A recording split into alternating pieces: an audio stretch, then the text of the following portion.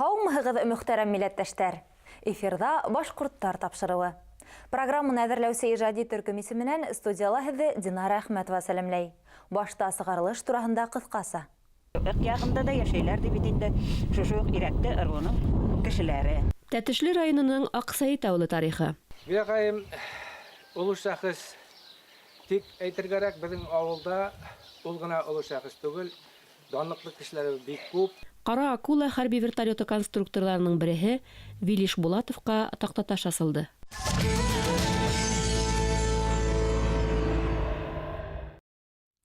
Тәтешле районының Аҡсайыт ауылы Башҡортостандың Пермь крайы менән сигендә урынлашҡан ауылдарҙың береһе. Табын ҡәбиләһе башҡорттарының Ирәкте ырыуына ҡарай. Ҡайпандар, ҡара табындар менән күрше йәшәйҙәр. Аҡсайыттәрҙең тарихы оло, уларҙың шәжәрәһе табын ҡәбиләһе башҡорттары шәжәрәһендә сағыла. Халыҡ хәтерендә һаҡланған риүәйәттәрҙә Әри йылғаһы ярында урынлашҡан Аҡсайыт ауылы халҡы Ирәктеләр әүәл Ыҡ йылғаһы буйҙарын иңләп йәшәгән тиелә. Уларҙың атаба ерҙәре лә боронғо документтарҙа Ыҡ буйында тейеп күрһәтелә. Ирәкте һүҙенең мәғәнәһе ҡәлғәлә хеҙмәт итеүсе. Безнең Аҡсайыт ауылы Башҡортостанда ауыллар арасында иң боронғосы дип исәпләйбез. Шушы безнең ауылның төбәгендәге олы кешеләр шулай дип исәпләйләр инде. Безнең ауылға моннан где-то 1100 йыллар элек нигеҙ салынған. Ауылыбызның исеменә килгәндә безнең бөтөн дөнья картасында Аҡсайыт дигән ауыл бер генә ауыл. Аны бик матур, үзебезгә оҡшай ул безнең ауыл исеме. Ыҡ йылғасы буйынан безнең ауылға Сәйет дигән кеше күченеп килгән. Ул һәр ваҡыт шулай аҡ кейемдә йөргән, аҡ саҡаллы, шундай бик матур, бик сөйкөмлө кеше булған. Һәм ул шушы безнең Аҡсайыткә нигеҙ салған. Шуның өсөн ул кешене башта Ыҡтан килгән Сәйет дип йөрөткәннәр, Ыҡ Сәйет дип йөрөткәннәр. Ә соңынан тора-тора халыҡ телендә ул Аҡ Сәйеткә әйләнеп киткән. Безнең Аҡсайыт ауылы бик зур ауыл булған. Шуннан да күрше яҡтағы ауыллардан беҙгә килеп уҡый торғаннары 50-60 километр йыраҡлыҡтан. Квартираларда тороп уҡыдылар, интернатлар юҡ иде ул ваҡытларда. Менә хәтта Зинера Атнабаева минем әти белән әнинең өйөндә, менә без бәләкәй идек әле, квартирада тороп уҡыды. Соңынан артистка булып киткәс, безгә күстәнәшләр ҡайтара торған иде әниемә. Менә шундай Әнғәмәт Набаев, менә күрдем ауылынан бит инде. Салауат Фатхетдиновның мин уҡытыусыһы, мәсәлән. Безнең Аҡсайытның шундай зур боронғо ауыл икәнен, менә иң беренсе Тәтешле районында безнең Аҡсайытта урта мәктәп беренсе барырға килә. Шунда дәлил булып тора иде. Менә ниндәй безнең Аҡсайыттан шундай уҡымышлы кешеләр сыҡҡан, менә Зөһрәбә, беләсез бит инде. Зөлфиз апа үзенең Зөлфиз апа туғаннары ғына профессор, кандидат наук берничә. Ырыу ҡәбилә тарихтарын өйрәнгән ғалим Рәил Күзеев Ирәкте башҡорттары һәм уларға ниндәй ауылдар ҡарағанын тикшергән. Улар араһында Аҡсайыт ауылы ла бар. Аҡсайыт халҡы Табын ҡәбиләсе союзының Ирәкте ырыуына кергән. Буны Күзеев һәм профессор Янгузинда бу фактны дәлилләп килгән фактлар килгән булган безгә. Әле дә аяҡ шул музейҙа саҡланған булган ул фактлар. Шунда янып киткәндәр. Безнең Аҡсайыт ауылынан менә Артауыл ауылы барлыҡҡа килгән, халыҡлар шунан күченеп киткән. Һәм Тәтешле районында Шурғылды дигән ауыл бар. Шунда безнең Аҡсайыттан күченеп киткән бик күп семьялар, ата торалар, ғаиләләр торалар. Аҡсайыт ауылы халҡы борон-борондан бик эш сөйә торған халыҡ йәшәгән монда. Алар урманчылык, умарташылык белән шөғөлләнгәннәр, күпләп мал көткәннәр. Төрлө балшыҡтан сауыт-сабалар эшләгәннәр, уйын ҡораллары эшләүселәр бик күп булған бездә монда. Тальян, гармунлары, скрипкалар, даже ҡурайларны эшләгәннәр. Шундай безнең ата-бабаларыбыҙ шундай бик эшчән, бик шундай тормош сөйә торған кешеләр йәшәгән безнең ауылда. Халыҡ һыулаған Әри йылғаһы ла элекке заманда мул, тулы һыулы булған. Ҡыш көнө имән ағастарын ҡырғып әҙерләп, яҙын әринән һал ағыҙғандар. Кама, аҙаҡ Волга-Иҙел йылғаһы буйлап ағыҙып, Аҡсайыт имәндәрен Петербург ҡалаһын һалғанда ла ҡулланғандар тигән мәғлүмәт һаҡланған. Менің әйтәсе сүз Ақсәйетнеке халық тілінде әйтелешенә бик нык игътибар итәм мин. Менә Ақсәйет дип әйтәбез. Бер кем дә алай дип әйтәлмәй, без генә шулай дибез аны. Чөнки ул язылышында К белән язылса, ул Ақсәйет дип әйтелергә тиеш булыр. А белән әйтелсә, Ақсәйет дип әйтелер. Без аны белән башлайбыз да К итеп калын итеп, Ақсәйет дип матур итеп үзебезчә сөйләйбез. Чөнки ул Ак сүзенә таба якын килгән кем шулай дип әйткән. Һәм дөрес телдә дип беләм мин аны шул килеше, Ак ягыннан килгән кеше, Ак ягында да яшәйләр дип инде. Шушы ирәкте ырыуның кешеләре, безнең ырыу балалар инде. Авыл халкы бүген дә яхшы көн итә. Урта мәктәп, бай икмәткеле китапхана эшләй. Ә иң мөһиме, авыл ошо ергә йөреккән тогыры халкы менән горурлана.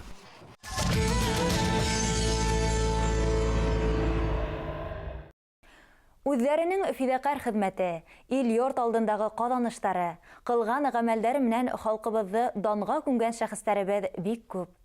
Шуларның береһе СССРның, РСФСРның атказанган тренеры, классик, ирекле, милли көрәш һәм самбо буенча спорт мастеры Харис Юсупов. Дөнья спортында легендар шәхес булып танылган якташыбызның нәсел-нәсәбен дәвам итүсе тугандары ла хынатмай. Резида Рәис кызы Зарипова, улы Харис Мунасип улы Юсуповтың бер туган агаһы Рәис Юсуповтың кызы. Минең атайым Аркавыл авылы кешеһе. Харис агай белән бер туган, өлкән агай булып торганлыктан, Харис агай инде аның энеһе булып торды һәм бик данлыклы гаиләнән сыккан кешеләр дип исәпләймен. Сыннапта аларның барыһының да шәҗәрә буенча иң элекке карт әтәләренең башлап та, Низам карттан да башлап, карт әтәйдән барыһыла көрәшче булган кешеләр. Низам бабаем инде минем Мунасип карт әтәйдән атаһы булган була. Ул сыгышы белән Мәхмүд авылынан менә барыгыла билде әле булган безнең яктар бит ул тарихи шәхестәргә бик бай як дип әйтсәк тә яңлыш булмас. Мәхмүд авылында байык сәсән булган бит инде. Юсуповтарның карт атаһы Низам бабайдың касан Аркавылга күсеүе турында мәгълүмат юк. Әмма 18-19 буат халык исәбен алу мәгълүматларында Йөрүдән елгаһының уң ярында ултырган авыл деревня Мунаева, Аркавыл тош дип күрһәтелә. Әле 20 буат башында ла Мунай авылы менән Аркавыл араһы 1 сакрым гына була. Адак улар арасында сиктәр юыла. Авыл Аркавыл дип атала башлай. Улан кәйимдән һөйләүдәре буенча беләмен, элек бит безнең Аркавыл авылы ул Мунай авылыннан торган булган. Йөрүзән елгаһы буенда торган бер зур авыл булган. Һәм алар гел яз көне һудар ташу сәбәпле гел басып киткән булган. Шуннан инде кешеләр шундый бәла казанан азат ителер өчен Бишәүдәр һәм Аркавыл авылына күчеп ултыргандар. Гөлзәбига менән Мунасип Юсуповтарның гаиләһендә 6 ир бала туа. Бөтәһе лә баһадир гәүдәле, эштә лә, көрәштә лә бил бирерлек түгел. Мунасип атай төптән колхоз эшенә егелә. Ул һәр сак 40-шар, 50-шәр йөктән торган ылауларны итәкләй. Бөтә мөлкәт өчен җавап бирә. Келәттән ашлык югалгас уны Иркутск төрмәһенә озаталар. Русса бер авыз һүз белмәгән, төпкел авылдан бер кайда ла сыгып йөрмәгән ябай башкорт катыны Гөлзәбига апай иренең гаепһез икәнен исбатлап, уны Иркутскидан алып кайта. Һөйләгәндәре итемдә бәлки сакта Низам карт. Атты ул күтәреп көче иткән. Атты атып бергән. Әтием дә көрәшче булган кеше. Тәүдә Харис агайга хәтле бит әтием көрәшеп йөргән ул Һабан туйдарда. Һәм Харис агайда ла еңгән сактары күп булган. Мастер спорта СССР по акробатике. Аның званиеһы бар. Ул төрле яклап бик талантлы кеше булган тимен. Мандалиналы уйнайдыр итеп хәтердә калган. Мандалиналы уйнау. Аларның барыһының да матур йырлау, башкорт халык көйләрен искитмәле, матур иттереп йырлаган кешеләр алар. Бөек ватан һугышы башлангас, Мунасип Атай, Вәрис һәм Хәмидулла улдары фронтка алына. 1 елдан һуң 17 яшьлә тулмаган Рәис агай үзе теләп яуга китә. Даланлы нәсел ул Юсуповтар. Барыһы ла яудан исән кайта. Адак язмыштары төрлесе языла. Резида апайдың атаһы Рәис агайда бик көчле көрәшче була. 50-нче елдар урталарында ул Харис хустаһы менән Мәскәүдә СССР халыктары спартакиадаһында, Казанда милли көрәш буенча 1-нче Рәсәй чемпионатында катнаша. Әмма ул спорттан китә. Харисагайда ысын педагог булып, кешеләрде укырга өндәүе белән, менә Мифтахетдин Акмулланы бүгенге көндә уку кирәк, башкортларым уку кирәк дигән бит инде. Мин дә аны менә шул Мифтахетдин Акмулланың дивизе белән барган кешеләрнең бере дип исәпләймен. Здравствуйте, папа, ютип килеп керәләр, менә мировой имени белән булган спортсмендары. Аларның менә сенсей буенча, теге Япония дзюдолары буенча ю хәрефе самый высокий точка икән, отсчет. Резида Рәис кызыны туган авылы Аркавылда Гөлзәбига өләсәһенә охшаталар. Тугры һүҙле, дуҫтарына хыянатһыҙ, кешеләргә эскерһеҙ ярҙамсыл, уңған ҡатын, йомшаҡ күңелле өләсәй. Йосоповтар нәҫеленең лайыҡлы ҡыҙы.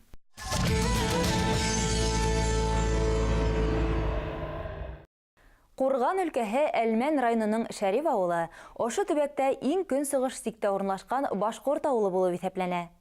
Уны ялан ҡатай башҡорттары нигеҙләгән. Беҙҙең ижади төркөм алыҫ араларҙы яҡынайтып, боронғо ҡатай ҡәбиләһенең варифтары менән танышып ҡайтты. Ҡатай башҡорттарының тамырҙары 12-нсе быуатта Төркөстанда үҙҙәренең Силау дәүләтен ойоштырған ҡара Ҡитай йәки ҡара кидандарға барып тоташа. Был ҡәүемдең варифтары монголдары, шулай уҡ төрки халыҡтар араһында ла осрай. Мәҫәлән, ҡаҙаҡтарҙа Ҡытай, Ҡытай арғын, Ҡытай ҡыпсаҡ, ҡырғыҙҙарҙа Ҡытай, Мыңҡ Ҡытай, Найман, ҡара Ҡытай ырыуҙары бар. Башҡорт ҡатайҙары былтыр тәү тапҡыр Балаҡатай районының Билән ауылында ырыу йыйынын уҙғарҙы. В X веке ваши предки, племя Китай, завоевало Северный Китай. И оно фактически разделилось на две части. Одна часть, она жила в степях, она помнила своих предков, чтила свои традиции и сохранила свое имя. Вторая часть стала жить в богатстве, стала править Китаем, но она забыла свои родовые традиции и потеряла свою связь, забыла свой язык, забыла историю и стала китайцами, так называемыми, ханьцами. Я вот хочу призвать вас к тому, что только помня свое жире, помня своих предков, вы можете сохраниться как народ, как башкирский народ. Одна ветвь Катаев после Чингисхана поселилась вот здесь, на территории Башкортостана. Первоначально жили по реке Ик и реке Сунь, вот в этой долине. Это нынешние Бакалинский, Лишевский районы. Часть катайцев поселилась в Белорецком районе, а часть на территории нынешней Свердловской области. Ҡурған өлкәһе биләмәләрендә борон Табын, Барын, Ҡатай ҡәбиләләре йәшәгән. Ҡатайҙар бында 17-18 быуатта төпләнгән. Әммә урыҫ колонизация һөҙөмтәһендә башҡа башҡорт ҡәбиләләре араһында ҡыҫырыҡланған. Балаҡатай һәм Оло Ҡатай тармаҡтарының бер өлөшө Тобол йылғаһы далаларына күсергә мәжбүр булған. Бында улар ялан ҡатайҙар ырыуын барлыҡҡа килтергән. Силәб өлкәһенән Ҡолыева ауылынан бер Зәйнәптин тигән кешенең йылҡыһы күп була, зур табын, аттары күп була. Аттары уның юғата табынысы юҡ. Уны эҫләп килеп сыға, шунда хәтте килә аттары, шунда тауып ала табынын. Ҡыуып ҡайталар. Ҡайтҡас, яңынан аттары юғата, яңынан аттары шунда килеп таба. Өсөнсө килгәндә аттары шунда урынлашырға һөйләшәләр. Был 1746-1747 йылдары була. Әлмән районында бөтә башҡорт ауылдары тиерлек Ҡатай ҡәбиләһенә ҡарай. Үкенескә ҡаршы, уларҙың күбеһе бөгөн юҡҡа сыҡҡан. Башҡорт ауылдарын совхоз-колхоз үҙәктәренә күсереү, мәктәптәрҙә русса уҡытыу, йәштәрҙең ситкә китеүе, әлбиттә, ауылдар яҙмышына кире йоғонто яһай. Бында Зәйнәптин ауылында мәктәп бар ине. 4 класска хатты мәктәп бар ине башҡортса. Мин дә бында Зәйнәптин ауылында 4 класты беттем башҡортса. Аҙаҡ Хрущев заманында микән бөтә урысса күсерҙеләр мәктәптәрҙе. Беҙҙең мәктәпте яптылар. Күрше ауылда, Казино ауылында урысса мәктәп булды, шунда йөрөп уҡыныҡ. Мин дә шунда йөрөп уҡыным аҙаҡ. Аҙаҡ балдарыбыҙ да бөтә шунда йөрөп уҡый башланылар. Башҡорт ауылы, башҡорт мәктәбе бөттө. Район картаһында хәҙер тарихи башҡорт ауылдарының өстән бер өлөшө юҡ. Халык бөткән авылдар урынында яйын ата-бабалар рухына аят укый, йыйындар узгара, район хакимияте стеллалар урынлаштыра башлаган. Бұл тирәдә Башкорт авылдары күп иде. Хрущев заманында укрупнять иттеләр бит. Авылдарлар, районларда укрупнять иттеләр. Әлмән районында бетерделәр монда. Сәлнига үстерделәр, Шумиха үстерделәр. Шуннан авылдар монда Буртышкан авылы бар, албетте. Киле Тимакова авылы бар, албетте. Кылы авылы бар, албетте. Шыгай авылы бар, алда бетте. Күп авылдар беттеләр. Мин кеске вакытта әле беләм бар ине. Безнең авылга ерак түгел Тәмәк авылы Тимәкова инде. Бурдышкан бар ине. Олар күптә югалды инде. Ал безнең ата-бабайларның авылдары инде. Шуңа тәлегесен инде памятный знак һәрбер авылга, һәрбер авылда обелисктар менә куеп маташабыз инде. Хугышта үлгәндәр, хугышта участниктарга инде. Оны онытырга ярамай.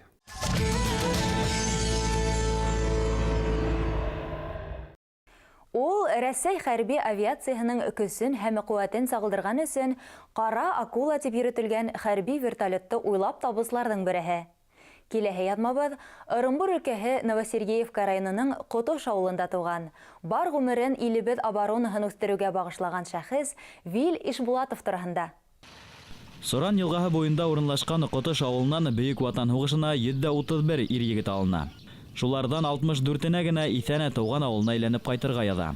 Улар арасында Әнвәр Габбәс улы Ишбулатов та була. Вил яугир ветерандың 6 улының береһе. Яхшы семьяда тәрбияләнде Вил. Инәһе тоже укытучы булды. Начальник классларны укытты. Атаһы да военный кеше булды. Һугышта катнашкан кеше. Бик акыллылар ине. Балалары да бик тәрбияле, акыллы булдылар. Вил инде примерный укучы булды. Мин укыттым математикадан. Ул шәп булды. Класста иң әйбәт укыган бала булды. Укып сыккаста военный училищега китте. Шул кайткан һайын килеп китә торган иде. Миңа хәл булып, апайны хәлдә кысаклап ала торган иде. Якын күрә торган иде. Кешелекле инде, яхшы бала иде.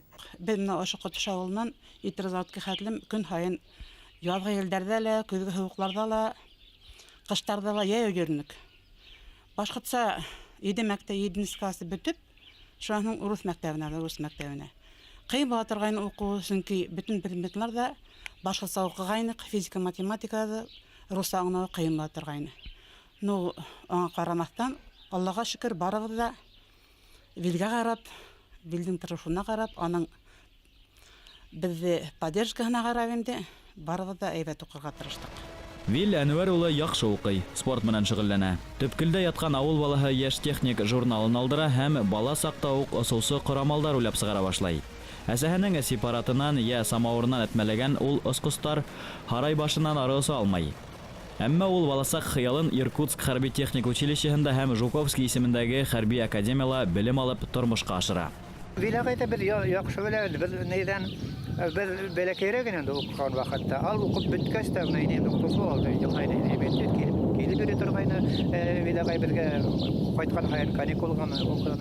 Ахунан уже вертолет менән йөри башланы. Ал бер мәртәбә генә түгел, үткән һайын вертолет таушы та йөгереп сыга торгайны, йөгереп сыга алганда баралар, аталары янында зур военный вертолет менән килеп төшә торгайны. Килеп төшә, без йөгереп школда апаларны карап та тормай, укытучыларда йөгереп сыгып китә вертолет күрергә. Эшләп утыра, йөгереп өенә йөгереп киләләр, йөгереп керәләр, әнәт Нәвир апай менән мабанны кемнәр братларда кысаклашалар, кире йөгереп утыралар, кире вертолет күтәреп китә. Без соңгысында йөгереп барып өлгерә торгайны. Әбәрәк унан уже олыгыгат мин эшләгән вакытта бергәле аралар менән сорашырга туры келде, йөргә туры келде. Байрамнарга ла бергә йөрнек, алар менә хаван туйлар үткәргәндә лә безнең менән бергә утыра торгайнар, алар килә торгайнар. Хәрби һава академияһын кызыл дипломга тамамлай Вил Ишбулатов. Озак елдар Советтар Союзының хәрби тикшеренү институтында өлкән гыйльми хезмәткәр булып эшләй. Нәқ шул йылдарда ул югары хәрби һәм осул сифаттары өсөн Кара акула атамаһын алган К-50 вертолетының һыҙмаларын әҙерләүҙә, уны һынап ҡарауҙарҙа ҡатнаша. Нәқ еңеү көнө алдынан шәхестең тыуған ауылы Ҡотошта иҫтәлекле ваҡиға уҙғарылды. Вил Ишбулатовтың иҫтәлегенә таҡта таш асылды.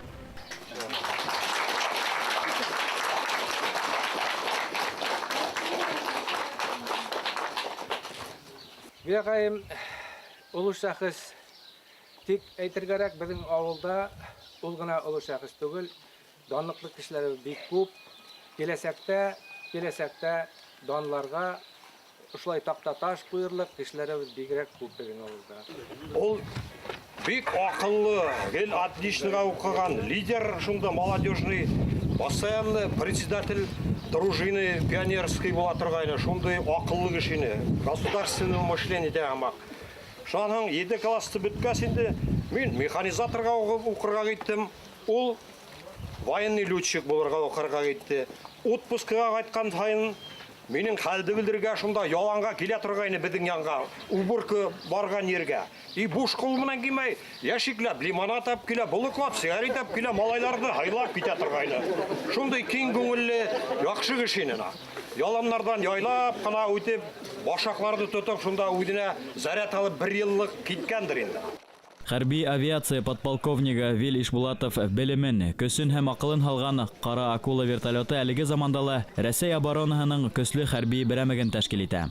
Ауылдаштары үҙҙәренең данлы яҡташы менән лайыҡлы ғорурлана. Таҡтаташ ҡағылған Ҡотош мәктәбендә хәҙерге ваҡытта ла уға алмаш булырҙай йәш таланттар тәрбиәләнә тигән өмөт тур.